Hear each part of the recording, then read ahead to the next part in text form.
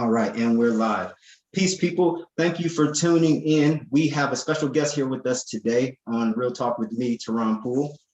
He is a scholar and historian who specializes in the medieval history of the Middle East and currently is a professor of late antique and early Islamic Middle Eastern history at New York University's Institute for the Study of the Ancient World.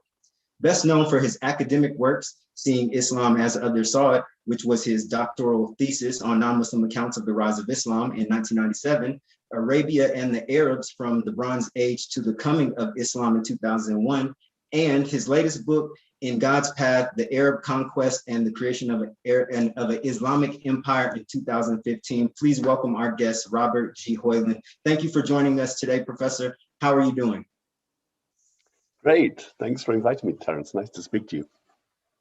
Oh, yeah, it's nice to speak to you as well. Like I mentioned in the email, I've been following your work for the last several years, and I've really been impressed. It's a pleasure to have you on my YouTube channel. So my audience can become more familiar with your work, God willing. So, Professor, my first question is, what sparked your interest in Middle Eastern history? Well, for me as a student, I just loved languages, and at school I'd done, French, German, Latin, standard ones. So Arabic, and Persian, and Aramaic, which I studied at university, were very exciting to me. So this is before Salman Rushdie and 9/11, which kind of led people to think more about Islam from a different perspective. For me, it was much more about reading the literature and the culture in the original languages. That was what really got me excited. Okay.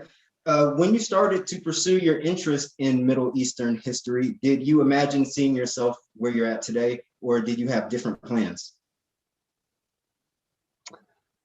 So for me, it's always just been about the love of finding out new things about cultures. And Islamic culture is so broad and wide-ranging. You can head over to Indonesia, over to Morocco, up to Azerbaijan or Yemen. So it's just a fantastically rich and diverse cultural range. So that was sufficient for me. And actually, speaking about Yemen and Azerbaijan, I understand that you have a passion for archaeology. And that passion has led you to be a part of or involved with some excavations in places like Syria, Yemen, Israel, Palestine, Turkey, Kurdistan, and recently in Azerbaijan. Can you tell me a little bit about those excavations, and were some of them to gain a little bit more research about your work? Yeah, so for me, I don't only like to get my knowledge out of books, but really to see the real context for this.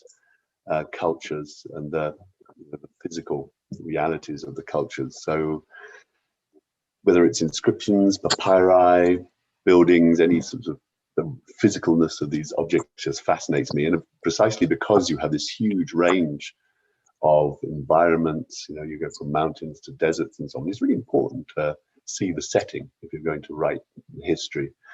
So yeah, I've worked in quite a lot of places. When I started out in the 90s, it was easy. Yemen was nice. Iraq was, I still actually went to Iraq in the early 90s. Syria was a beautiful, wonderful place to explore. So it's got obviously a little bit trickier. Azerbaijan was partly because I was doing a dig in Syria in 2010, and that became impossible. And I had this opportunity to work in Azerbaijan, which is it's fascinating because there you see as you go towards the outer edges of the Islamic Empire that it blended much more with local cultures as well.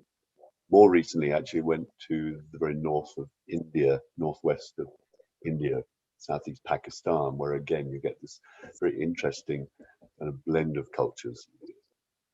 Islam, as it comes in the Arab heartlands, had to make concessions as it went further out with local cultures. I mean, for example, in the very first coins in that region of Pakistan, Iran, you actually have the Muslim profession of faith on one side and Shiva, the goddess, on the other. Amazing! Wow, this sort of stuff blows your mind, and it's important to see this in the physical form.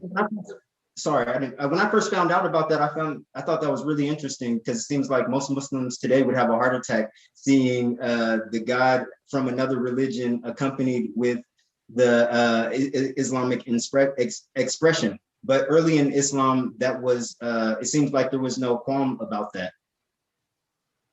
Yeah, and actually it's a very modern idea, I suppose, with the spread of universal education. People can go and read those, traditional books, and they think that everything that's in the books is what Islam really is. But actually, it used to be, right up until, say, the early 20th century, a much more flexible religion. In the sense that you were bound to have, and this is true of anywhere in the world, not just the Islamic world, local realities. I mean, there's a famous statistic about in Italy in 1850, only 2% of people spoke standard Italian. There used to be lots of little dialects. And so local variety was the norm until the 20th century. That's true for Islam as well. Okay. And what was your journey like on your way to becoming a scholar and historian in your field? And what were the difficulties, if you came across any? What were the difficulties that you came across? Well, I'd have to go with the first part, actually, which was more the positives. Good. I kind of rode a wave. I mean, you could say it's a bit of a sad thing, but 9/11, I suppose, sparked a rise in interest in Islamic religion and culture. So I was able to ride that wave because I'd already in place in the 90s with my thesis. And so I was kind of ahead of the curve in the sense. And then it's been so it has its positive. I mean, obviously there was a lot of negative went with 9/11 with suspicion towards Islam, but there was also many people, many of my students, they really want to know if they're studying something about Scotland. They're still, I was at St Andrews University for a while. I mean, they wanted to also know what was going on in the Middle East. What is all this? Is Islam that we read about? Yeah, because I was looking at the dates you released some of your publications, like Seeing Islam as Others Saw It in 1997. Right before 9/11, and then you released did Arabia and the Arabs come out after 9/11 or before? Because it came out in 2001, I believe. I know.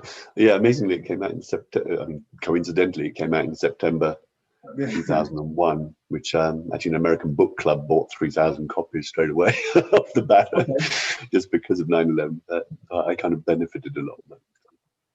Okay, because that was my next question. I was wondering if it did come out after 9/11, and it sounds like it came out right at the same time. Do you believe it boosted your sales, or more people were interested in it because of that event? But it looks like you kind of answered that question for me. Yeah. But it does have that positive of people being much more fascinated by, in a positive way as not only a negative way in the Islamic world. Yeah, I mentioned that question because you said something similar about In God's Path. When you released that book, that was around the same time ISIS or ISIL was going on in the Middle East, and people were asking you questions as if you had some type of insight into the future because of your insights into the past. So yeah, looking at when you released your publication, I was like, wow, unless you did it, I don't think you could do it as in a strategic manner like that, but you really hit the nail on the head in the times that you released them. I remember when I first became aware. Oh, sorry, were you going to say something? Just that you're right. It was actually quite fascinating writing, especially thinking about. So there's a standard story that the Muslim armies were able to capture a lot of territory because the empires were rather exhausted and inefficient. And as you saw ISIS march in with the army in Iraq, really falling away very quickly, people inevitably drew some parallels. Okay. I remember when I first became aware of you, Professor Hoyland. Hoyland, I was talking with a friend in the university masjid at Manchester University, telling him how I really fancied the works of Patricia Crone, and he had mentioned your book In God's Path, telling me that that book echoed the same scholarship as Patricia's. And then I come to find out later that she was your former teacher. So my question is, what was it like being a student of hers? She was a very inspiring teacher. I mean, demanding in the sense she was very careful, exactitude towards one's sources, and very careful about your research, but very inspiring, actually great fun. So she was a wonderful person to work with.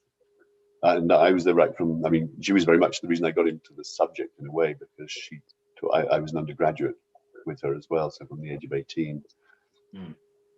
And she was important for also very pointing out that idea of using full range of sources, not just sticking with, okay, just we use Islamic sources for Islamic history. No, you should use the full range of sources whenever you research a subject. Don't just stick to the standard story, and that's a crucial message of hers.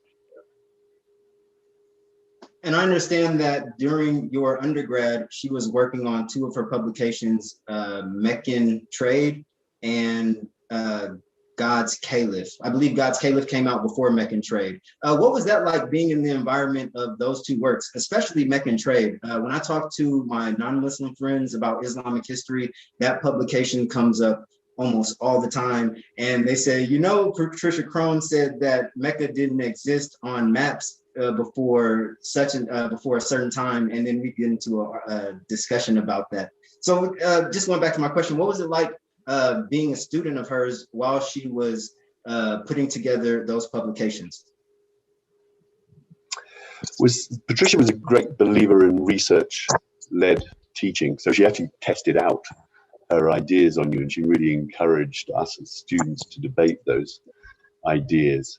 So yeah, she would present us the evidence, you know, all the different sources for Mecca being a trading center, and what do you think about it? You know, we'd have these really great debates. I remember really well in those days, you could smoke all the time, so we'd sit there and feel very intellectual because we'd be sitting with, she was smoking, we were smoking in her office, having these great debates. It was very stimulating and exciting. I can only imagine. Just from what I've seen of her lectures on YouTube, some of them I have uploaded to my channel, and reading her works, she seems like she had a big personality and was very detailed oriented and loves her work. That's why I really enjoy reading her works. But I understand that her book, Hajarism, was the inspiration for you writing your doctoral thesis, Seeing Islam as Others Saw It.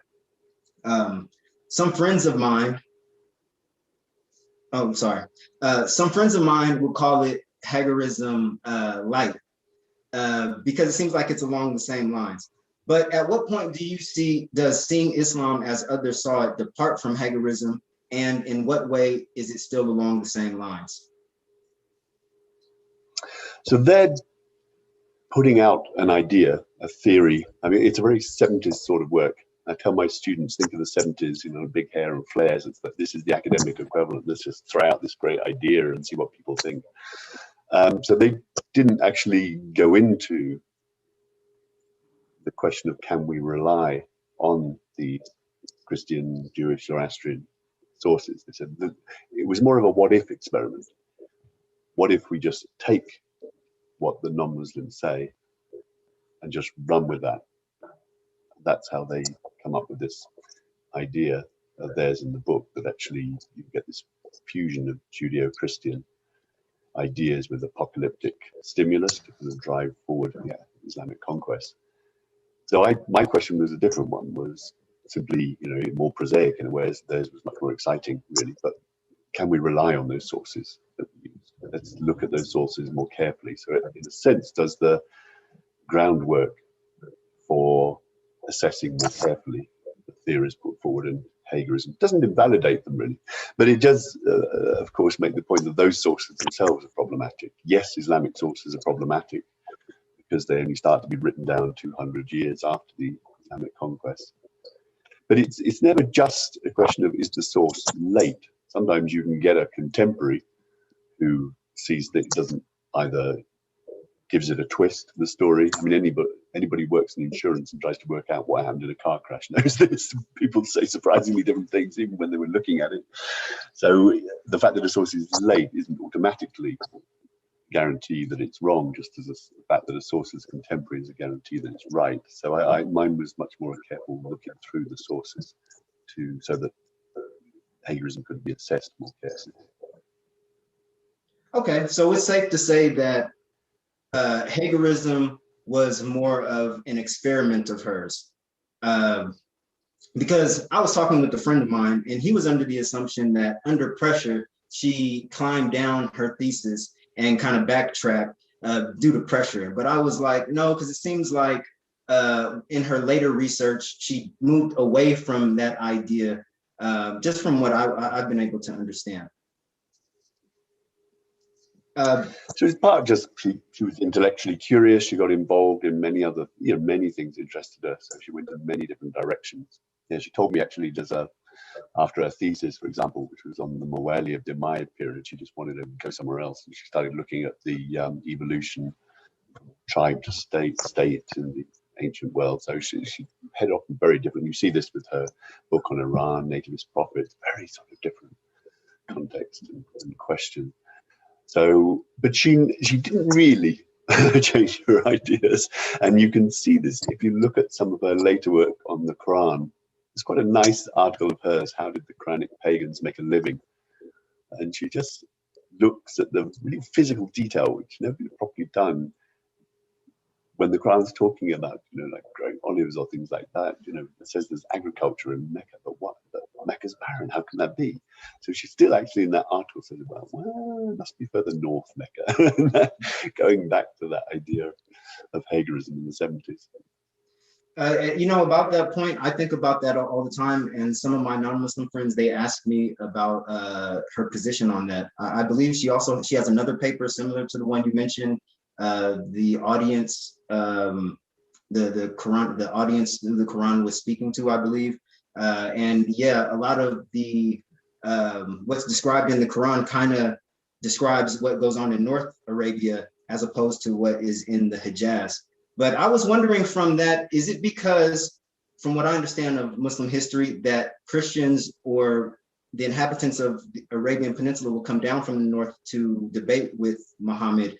And so describing the agriculture that wasn't seen in the Hijaz was relevant to the audience he was speaking to who traveled from the north, if what I said made sense. I kind of stumbled over my words a bit, sorry. Yeah, no, and I must admit, initially I kind of thought exactly what you did, that, okay, these are just simple metaphors that anyone could use. We still talk about like not enough room to swing a cat of nine tails. That's a shipping metaphor from the late medieval, early modern period, but we still use it. But it is more specific than that. Because I actually had this debate with her, and she said, "But look at that verse. It says when you go out into the fields." It's very specific. It's true, it can be metaphors, but some of it's quite specific. And if Mecca is quite barren, it doesn't really get much water, it's rocky all around, were the fields that people went out into to plow. So it does make you wonder. But she left it open. She was very good at throwing up problems as well. She wasn't necessarily demanding that this is what is the right answer. But well, look at this. It's strange, isn't it? What do you think? Yeah, that's what really kind of sparked my interest, is exactly how you put it. She kind of will put things out there that were thought-provoking and left them hanging a bit, from what I understand. So moving on to the next subject, like most people, my first exposure to pre-Islamic Arabia and its inhabitants were through reading classical medieval Muslim literature, like the History of al-Tabari, biographies of the Prophet, like the one by Ibn Ishaq, and other such literature like the Book of Idols by Hisham al-Kalbi, where the period is described as being one of great ignorance, barbarism, al-Jahiliyyah, and polytheism, except in a few small pockets prevailed over the Arabian landscape, as well as the region for the most part being isolated, unmolested, and its people unconcerned with the events transpiring in the wider Middle East. So my question is this: why is the picture you paint of pre-Islamic Arabia and its inhabitants in your book, Arabia and the Arabs, quite unlike that given by classical medieval Muslim authors? And that's really because that view of Jahiliyyah is effectively religious propaganda. If you want to say, look how much better things are now, then it helps if you can say, look how bad it was back then. So this is very much, look how terrible it was. And this is the religious perspective, not economic or something. We were worshipping idols, we were eating dead flesh, we were committing plunder and murder and everything nasty. That's how it was. But then the light comes, and so the darkness goes. So Muhammad's revelation comes, and everything gets better. We're much more on the path to God now. So it's a deliberately propagandistic picture that's thrown up just to highlight how good things are now. So it's not really meant, I mean, to be fair, often we take a source and think, oh, this isn't right. But often that's not what it's trying to do. It's not trying to be an accurate record sometimes of what really happened. It has a message it wants to make. And if you're trying to make a message, you know, like Ben Elton as a comedian seeing him once saying, I lie for a profession. It's not going to work if I just tell people the truth. I have to say something. You have to make things up. It's not funny otherwise. So same with literature. You know, literary history is the same thing. It has a message it wants to impart. It's not just about painting just a picture of just drearily what's exactly there. So mine, what I did, I mean, precisely, I suppose, because the image you get of Jahiliyyah is very limited as well. It focuses just on, you know, Muhammad's lifetime and then a little bit before, and just on the small area of Mecca, Medina. Arabia is huge. It's nearly as big as India. Yeah. So and it's very diverse because the environment's very different. And, you know, before the industrial world, you had to work much more closely with the environment, and it's so different. Yemen gets monsoons. The Gulf Coast has these amazing freshwater aquifers until recently. In the northwest, it's oases, and inevitably, this environment generates different cultures, and they're really diverse. I mean, that was one of the problems I found writing that book, Arabia and the Arabs. Originally, I wanted to just write Arabia and do straightforward history, but it was impossible. They head off in such different directions, these cultures, that really you have to take them separately.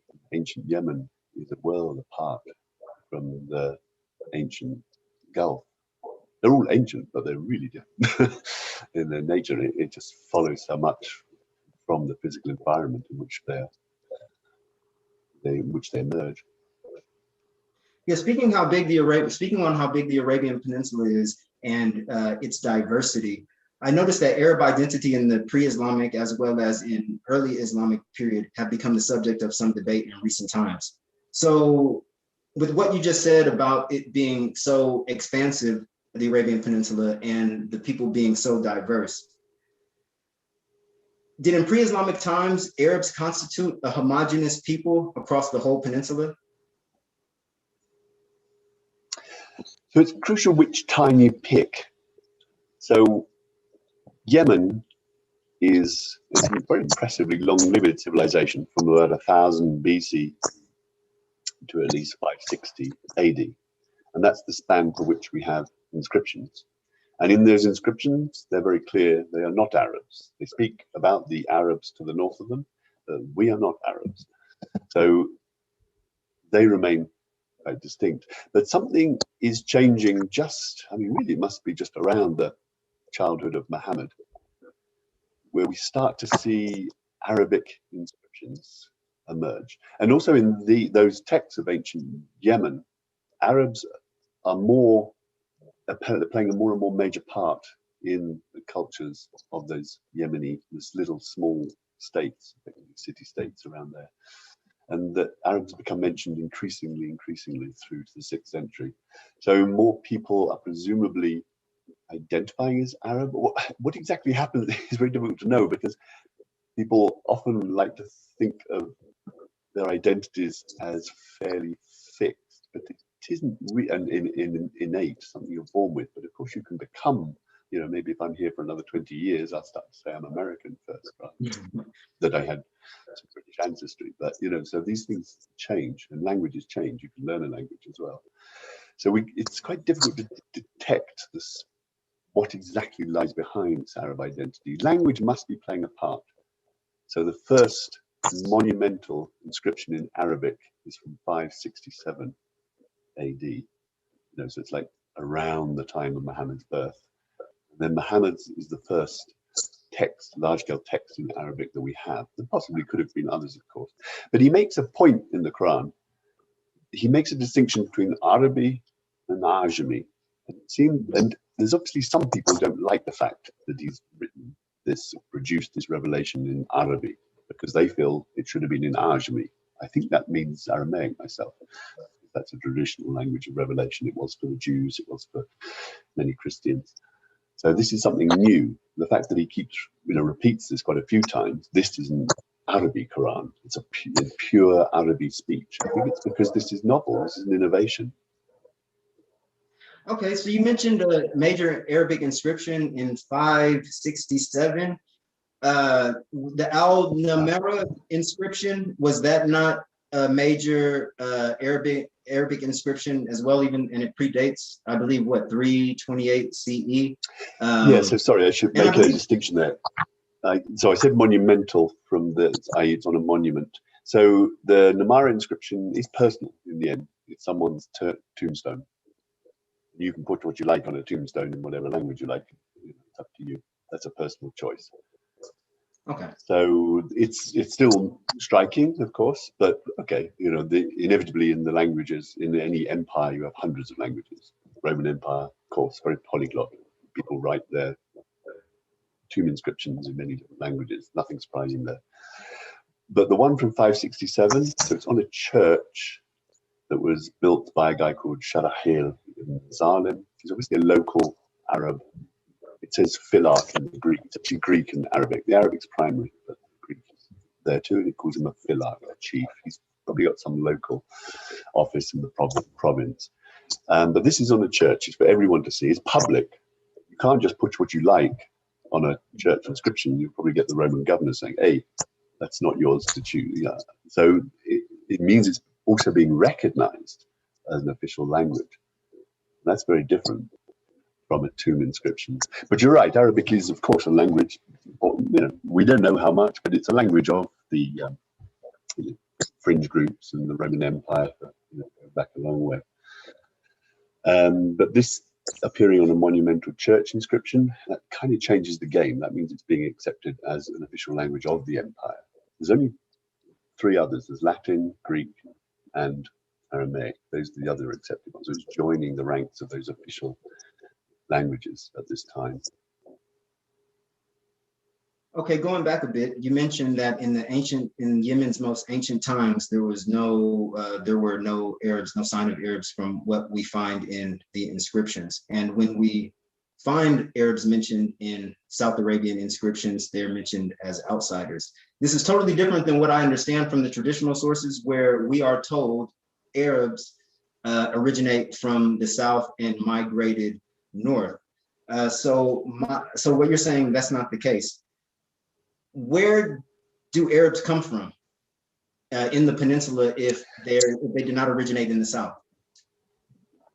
Yeah, that's a really interesting question, isn't it? So I'd imagine they're an ancient group in the area, but how widespread and where exactly they are is different to say. So when you say the south, again, remember this is a very, very big area. Okay. We're talking about Arabian Peninsula. So it could be that Arabs are emerging in a southern part. That doesn't need to be right in modern day Yemen. It could be in the south of Saudi Arabia, for example, which would still be in the south. But to be honest, we can't really. There's the legends that are told in our Arabic sources. You can believe them or not. To be honest, it's not very easy to say. And there's also different strands to those legends, because there's also the Islamic strand where Abraham has gone down with his son from Palestine to Mecca, and his son Ishmael marries a local Arab woman. There you're getting the offspring of the later Muhammad's time Arabs. So there's different strands of these legends. I don't know, it's very difficult to pick apart legends. Legends are often trying to tell us bigger truths. They're not normally trying to tell us exactly what happened. Again, this is this point, you can't really always take sources as trying to relate to what happened. They often want to make a bigger point to something, a broader truth, rather than worrying about those tiny exact details with the Arabs from this place or this place. So how do you make use of such sources if they are legends? It doesn't, from reading your work, seems like you don't totally discard them, but you use them in a certain way. So how do you use such sources when reconstructing pre-Islamic or early Islamic history?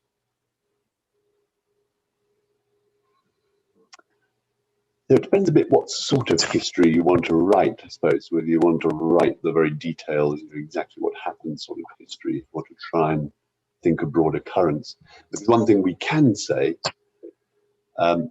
is that Arabic as a language is becoming more important over time, and that Arab identity is connected with that and also becomes therefore more important.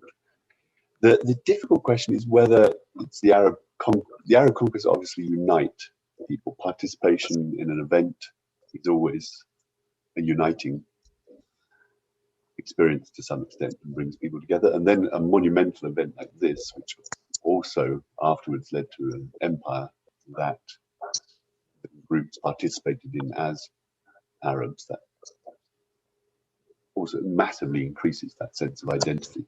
How much is there before? To be honest, is very difficult. The Quran uses this term Arabi. So before, to go to your point is how do you do it? For Arabia before Islam, we are really using small little pieces of evidence, an inscription here, a reference there. And it's a little bit like trying to do a jigsaw puzzle. But to my mind, you always have to be pretty careful about your statements and accept that they're tentative, and accept that you can really talk about more big picture things. You'll find it difficult to talk about very small picture details. And so I can see that you move towards the Arabs being presumably one group among many in the Arabian Peninsula to becoming a more dominant group in the 7th century. But before that, you can't tell. And identities, you don't notice it in the immediate time, but they can change relatively fast. So, for example, when I was at school, you didn't really talk about Muslims. You talked about individual groups. So there were Pakistanis and Bangladeshis and so on. But you only have to go forward 30 years, and especially 9/11. So again, an event. I mean, it can be major events that affect you, they affect communities, and so people then started to both out from outside, but also from inside. A community that might have saw itself as different, as Bangladeshis or Pakistanis, started to think of themselves more as Muslims and to come together. In part, of course, because outsiders are starting to see them as Muslims. And so changes can be surprisingly fast in terms of identity. That makes it very difficult for us as historians to spot what's going on, especially when we only have these little bits of data across many, many centuries. Was Arab a term given by outsiders, then later adopted as one of self-identification? No, I would say it's so. The term is first used in the 9th century BC by both Assyrians and ancient Israelites in their respective sources. And the fact they both use the same term, I think, must be that they're reproducing the native term. They would be too much of a coincidence that they both come up with the same name. So I think in Arabic, one of its meanings is pure, and that might mean they thought of themselves as the pure people. But the point to always bear in mind very crucially with names of groups is they change their sense over time. So what Arab meant to this guy called Gindibu, the Arab, who leads a coalition against some Assyrian forces in the 9th century in the area of Damascus. And what Arab meant to him is surely very different to what he meant to Muhammad, and incredibly so to what it means to us. So it's just to bear in mind that there's changes over time, but I do think it's such a native name. Would you say that the transformation of an Arab identity started before the rise of Islam, or would you say that it really started to coalesce or become cohesive after the rise of Islam? Because it seems like from what I've read in your works that you're of the opinion that it started to develop before Islam. But from reading Peter Webb's work, it seems like he's of the opinion that it started to become a cohesive identity after the Arab Islamic conquest. Yeah, I mean, it's a kind of bit of $1 million question, and we don't really have quite enough data to be sure. So Peter Webb was reacting against this image that you mentioned earlier from the later Islamic sources that do have a very strong sense of Arab identity as being something across the peninsula from long before Muhammad. And I think he's right to challenge that. There's no way you have a cohesive pan-Arabian Arab identity before Islam. To my mind, he goes too far, and he goes to the other end of the spectrum and wants to say the zero Arab identity before Islam. But he doesn't take account of the fact that Arab is used. People call themselves Arab.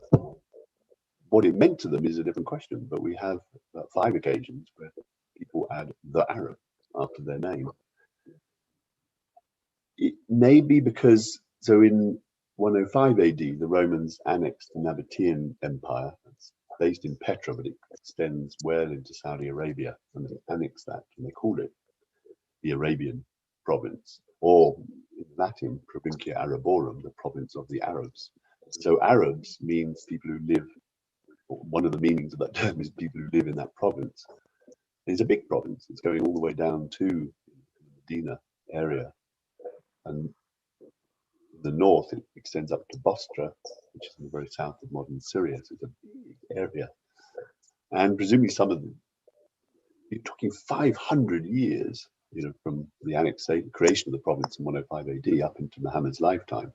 500 years, that's a long time. So presumably that starts to generate some sort of Arab identity. And this, I think, just spreads. You have the same actually happens in the Persian Empire. There's a province called Province of the Arabs, Beth Arabiya, Arabayistan in Persian.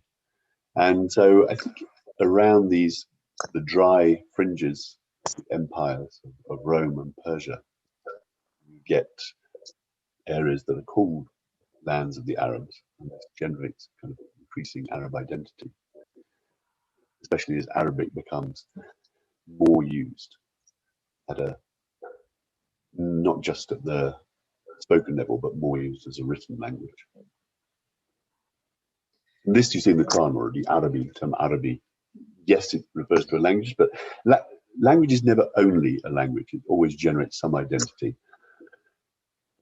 When you're an English speaker, that's not so much the case. But if you talk to people of minority languages, talk to Lithuanians or Greeks, and their language binds, it's an important thing. They get, oh, look, another Lithuanian if they're on holiday. It's very exciting. We're one community. So it's a binding thing as well, especially to speakers of smaller languages of smaller communities.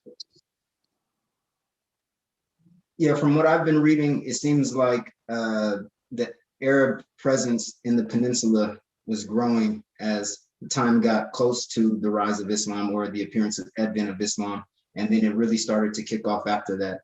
Because reading your article, Epigraphy and the Emergence of Arab Identity, you mentioned that in the epigraphic record from the 3rd century CE onwards, you see the appearance of Arab tribes and Arab kings. So that for me, it signifies that their presence started to become greater and greater in the peninsula as time went on. Something changes.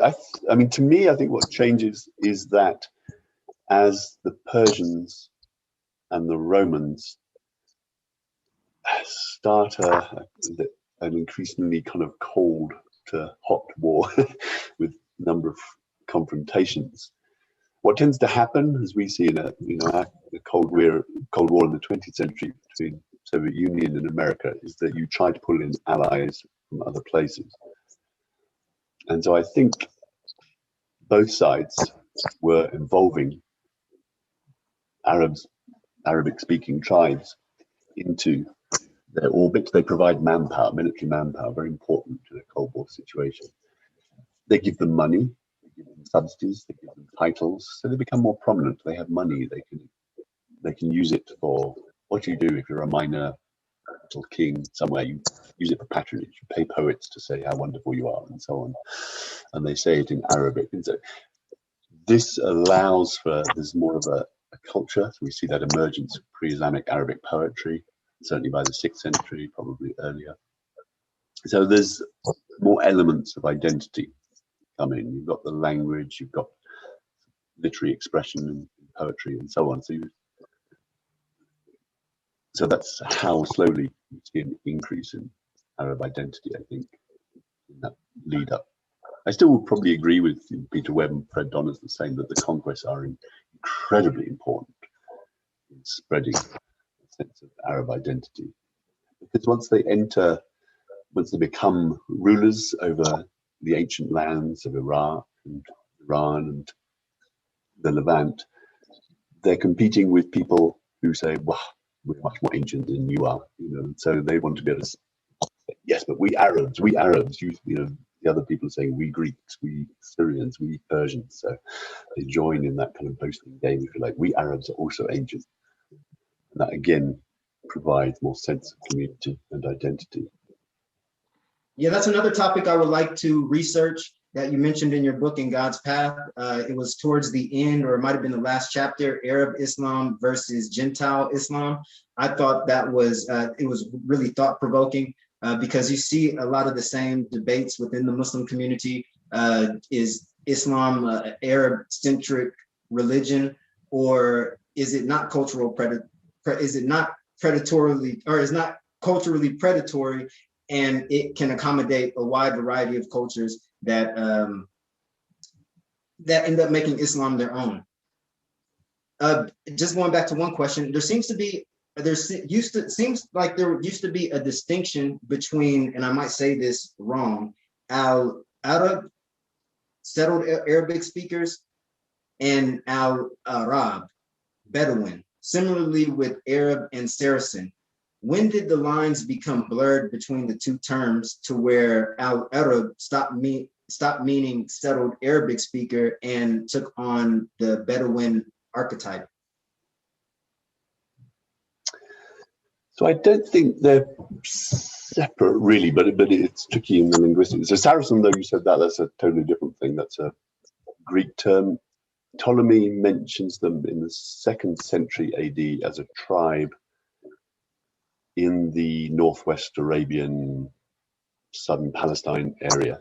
And I presume just because they're the main Arabic-speaking pastoralist groups that the Romans come into contact with, they start to apply Saracen to everyone who fits that mold of being a pastoralist who's on the edges of their empire. And then from there it starts to grow and become everywhere. You get pubs called the Saracen's Head now in Britain. It becomes an incredibly widespread term, spread also by the Crusaders, for example, a lot later. So that's different, that's a foreign term. But within Arabic, I think they always go together to an extent, the Arabic language. And it's only, so the change also comes with the conquest, of course, that you get. The Muslims build big cities, and it becomes much more Islam is much more of an urban civilization than wildly more than existed before Islam in Arabia. So for Islam, I think being a pastoralist and being an Arabic speaker was probably very close. I mean, when you were saying about where were they originally from, the Arabs, I think probably they weren't originally from a very single space, but actually they were nomadic, camel-rearing pastoralists. You would have had some, obviously, in oasis towns like that, but pastoralists probably the most important groups. And it's only after Islam that this changes radically, because of course it's a crucial element of hijrah, of being a muhajir. It's actually contrasted in a number of Arabic sources with ta'arub. Ta'arub is going off into the desert and being a pastoralist, nomadic pastoralist. But being a muhajir, you go and settle in one of the new garrison cities. They're called Dar al-Hijra, a mahjar. So there's a big change there. And that was obviously part of the propaganda to get people to sign up to join the conquest armies. But they went to a garrison city and then conduct campaigns, but they did cities. So that's this big change. Okay. And throughout, sorry, it's a complex question. So. I know some of these questions are nebulous, and that's why I'm asking them, because as I was reading your work, Fred Donner's work, and Peter's Webb work, I was trying to make sense of it all. That's why I thought I'd ask you these questions. But I really Yeah. like, what I really like about the work is it does seem like a puzzle piece that as more work continues to be published, it's like you're putting it all together. And in this interview, we talked a lot about epigraphy, the study of inscriptions. What contributions has the science of epigraphy made towards us better understanding pre-Islamic and early Islamic history? Yeah, it's quite important, really, precisely because we have this rather unfortunate kind of gap in the literary record for the first 2 centuries of Islam. I mean, that's being skeptical, but the first time you can actually hold a literary text in your hand, written in Arabic outside of the Quran, is the 820s. That's a long way out. Whereas inscriptions, the great thing is you can go and look at one that's definitely written, 80 Hijra, great, wow, fantastic, it's real, it's there. People like, I think, that reality of it. And sometimes, the vast majority are simple, either people writing their name, normally a small prayer, asking God for forgiveness, asking God to be entered into paradise. But even these, which you might think at first aren't telling you much, they show a very different, they show a shift in culture. One, you don't get those before Islam, but they're also there are some, like basic asking for forgiveness is common to all 3 Abrahamic religions, Judaism and Christianity as well. You get inscriptions asking for forgiveness and so on. But the Arabic ones are different as well. They ask for things like being brought into paradise, joining Muhammad, being helped by Muhammad, joining the angels, asking for, showing support for Muslims, other Muslims in the community. So there's a interesting difference in expression. And this is what got Fred Donner very interested in the topic. I mean, to him, they're an expression of piety. And this is what he fixed on, this term piety, this idea that it's a pietistic community, and there's a really strong pietistic drive there. I'm probably less interested in that perspective, but they are fascinating for this window onto a very exact time. They might be limited, but we don't have anything else from internally within the Muslim community. We have these non-Muslim sources, but who knows? Did the Christians really understand what they were seeing? And it's particularly on things, matters of belief, that they probably didn't have much access to what the Muslims really thought. So they're very nice, these inscriptions, for that, giving you just a little window into what a Muslim of that period was actually thinking, feeling in terms of their belief. Okay, with all the inscriptions sprawled out across the Arabian Peninsula, I know I follow a few epigraphists on Twitter, and they're always posting new inscriptions that are found. In the medieval classical time, in the medieval Islamic times, were Muslim scholars not aware of these inscriptions that were sprawled out across the Arabian Peninsula? I mean, were there any works written about them by classical Muslim scholars, or did they just see them and not know what they were looking at? So they're certainly aware. So there's a lot of different types of material, and it goes back a long way, actually. Some pre-Islamic poetry, Arabic poetry, will mention the scrawlings on the rocks, the writings on rocks that people leave behind. So they're certainly aware of them. You also get, so actually one of the books that Patricia did was actually to translate and study a work called the Adab al-Ghuraba. Ghuraba means strangers, literally people who have left their homeland for whatever reason, often driven by hardship. And they travel, and they often write inscriptions on rocks as they go, leaving a record. It's an interesting mix of fiction, though, because some of them are definitely invented inscriptions, some are real.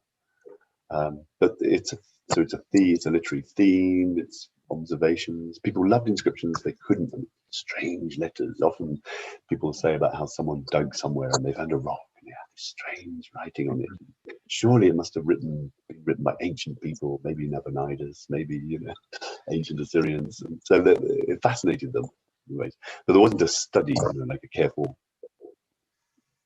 and analysis of inscriptions that we now carry out. You know, being that some of the inscriptions, especially the pre-Islamic ones, written in different languages other than Arabic, because it seems like they weren't so far away from when they were composed, some of them, how come they didn't have any type of knowledge of how to decipher the languages of the different scripts? That's one thing that I found interesting, that it seems like all knowledge of these scripts and how to decipher them, speak them, were just totally forgotten. Do you mean specifically South Arabian script? Yeah, sorry, specifically South Arabian. Yeah, it's actually quite an interesting question. What happens to the cultures of ancient Yemen? You might have expected that it would be manifested somehow in Islamic civilization. So Iran, for example, you know, it's quite present in terms of Persian literature, Persian language, Iranian history, pre-Islamic Iranian history, but Yemeni history doesn't really make it. The usual assumption is that there had always already been a fairly substantial, whether a disaster, but a drop in settlement and socioeconomic activity in Yemen before the Arab conquests.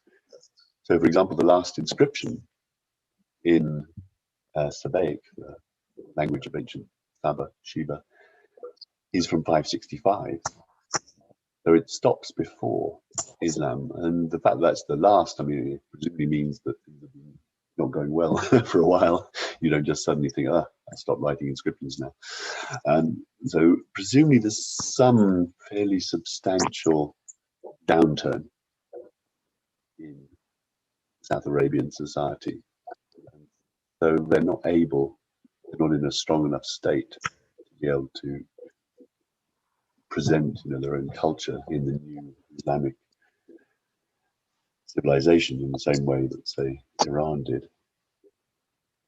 Would you say that the Umayyads picked up some of the South Arabian iconography? I was watching something by the on YouTube from the Met Museum, and it was titled, yeah, South Arabian iconography in the Umayyad period. So nothing of the culture you're saying contributed to the Islamic culture the same way that the Persians, or just the linguistic aspect? So art is its own area, and to be honest, I'm not qualified enough. You could do another show with an art historian, because it's a you know, it's a distinct subject in its own right, deciding what, you know, elements in artistic expression have influenced or gone into other cultures. So that's quite plausible. I wouldn't myself want to comment on it. What I meant more was that there's very little information about ancient Yemen in Islamic histories, and nothing about the literature of ancient Yemen in Islamic literary works. So the history tends to be very legendary. So that there is always a section on pre-Islamic Arabia in any of the Muslim chronicles. It's a key one because it's seen. So partly the problem is that it's being skewed, though, by that vision that we talked about at the beginning, when we want to say everyone's Arab. And so that they don't want to talk about, and they don't want to talk about the paganism, except in the most loosest terms, you know, idols. They worshipped idols, and they don't want to go into detail about what exactly were the gods and so on of pre-Islamic Arabia. So that part of it is definitely the wish to portray this distinct Arab history and project it backwards onto ancient Yemen. But just the details, they know very little about the details. I think the one event that comes across quite well is the Martyrs of Nazaran episode in the early 6th century, but they don't know the setting. They don't really know, be aware that it's because of a confrontation between the Aksumite civilization of Ethiopia and the South Arabian civilization. They focus more on Jews versus Christians. There's a bit there, but I assume that the Yemenis, who still had a distinct identity, they very quickly became subsumed within Arab identity and adopted that fully. And you might think of new immigrants to a country, they often want to fit in, so they don't want to just play up all the elements of their old country. They want to actually pretend, no, I'm a good American. I'm not going to speak my language to my children. So that, maybe it's something like that. Difficult to say. I mean, part of our problem is we don't have enough information about 6th century Yemen. All right, and my last question, Professor Hoyland, what do you have in the works currently? What plans do you have for the future? Any future publications coming out? Anything that you're researching at the moment that you would like to tell us about or to keep an eye on? So actually, in some ways, I'm returning a little bit to my Seeing Islam book. When I wrote that, there were a number of 7th and early 8th century texts, mainly in Syriac, that hadn't been published, still in manuscripts. And amazingly, what are we, 24 years on? They still haven't been published. So I just launched a kind of project to publish those. 2 of them will come out this summer. They're saints' lives, a life of a holy man called Theodotus, who's up in Amida, modern Diyarbakir, southern Turkey. It's a nice little locally sort of text, which tells you quite a lot about just the local world of North Mesopotamia, what's going on there in the 7th century. And another one, Saint of Simeon of the Olives, who's around the Nisibis area, Nusaybin, right on the border of modern Syria, Turkey, dies in 734, and again just tells you just nice little insights into the local world of early 8th century Jazeera.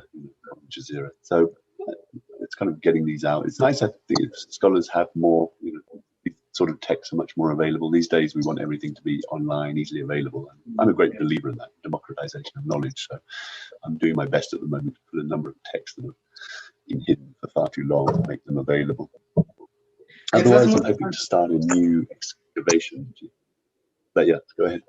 No, because that's one thing I appreciate about your book, especially In God's Path. It was very affordable compared to most academic works that come out recently. They're quite expensive, and I believe they would have such a much wider readership if they weren't so. But your book, I was able to find it 15 pounds here at Waterstones, and every Waterstones I've been in, it's there around the same price. So that's really good. That's, I really appreciate that in that sense.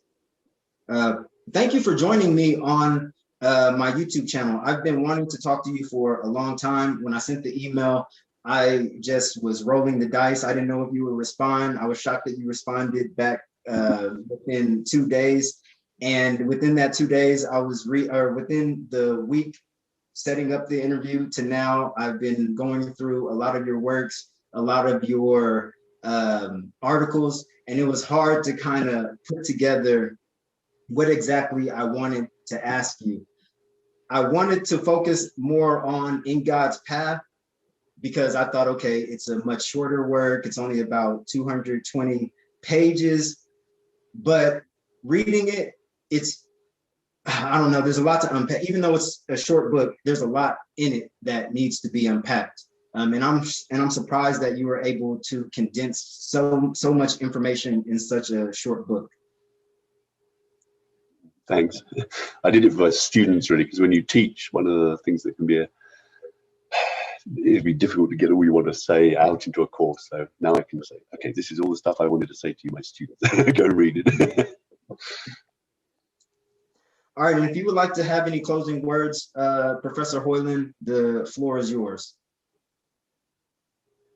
Well, it's just been great talking to Taran. Generally, I can say the fantastic thing these days is an amazing amount of information is out there, just posted online or some maybe a little bit pirated, but it's all out there. So anyone can do research these days. And as you said actually at the beginning, early Islam is a bit like doing a puzzle, the origins of Islam. Fascinating stuff. And so the more people want to get involved and help work it out, the more ideas and perspectives we'll get. Definitely. I'm starting to notice that a lot more non-Muslims are interested in such works that you put out. I just wish more Muslims would become aware of them in order to push the conversation forward. Yeah, although the interesting thing is quite a few write to me from countries like Iran and Saudi Arabia, and they are, but precisely because you don't have to go via the standards, you know, the libraries and the main teachers, you can find your way around these days. And more people definitely are getting involved, and yeah, hopefully more, as you say. I think in the future we'll definitely see more Muslims and non-Muslims getting involved, and hopefully we can have some type of synthesis between the traditional understanding and what's coming out in modern academia, because I believe they both have a lot to contribute to understanding the wider narrative of Islamic history. Yeah, I think you're right. It's been great speaking to you, Darren. Good luck with your channel. And I hope you enjoy the rest of your day, and maybe in the future I can have you on again if you wouldn't mind. Yep, I'll try and rush out another book, and then you can give you something to talk about. Oh no, I mean, I still have so much of your work to go through still. So, I mean, if you didn't release another book in the next 10 years, I mean, we still have enough of you to go through for the next 50 years. Thanks. Well, I'd say nice to speak to you. And, nice speaking to you as well. Good luck with your own research. Okay. Bye for now, Taryn.